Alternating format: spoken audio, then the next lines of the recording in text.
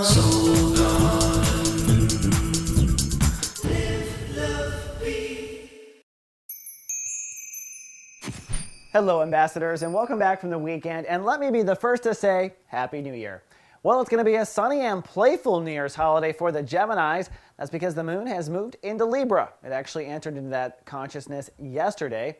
That puts emotional focus on your inner child. So it's a great time to play. It's a great time to be romantic. Certainly great to put any kind of heart into a creative project, and an excellent time to spend with your children if you have offspring here on the earth.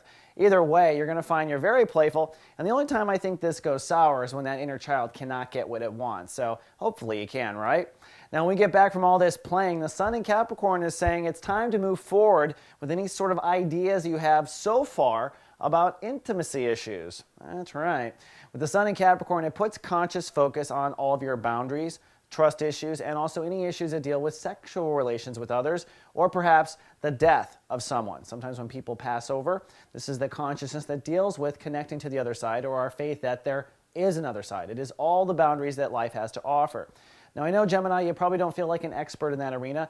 None of us do. The sun in Capricorn, this particular transit, is really just an introduction to Geminis of a 16-year complete retransformation of the way you approach intimacy and boundaries and trust altogether.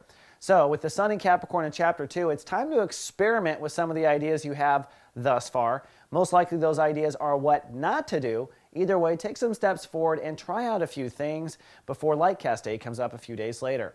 Then lastly, I want to point out Venus has now moved into Sagittarius. Venus will actually stay in Sagittarius until the end of January. Then Venus and Pluto move out together into Capricorn.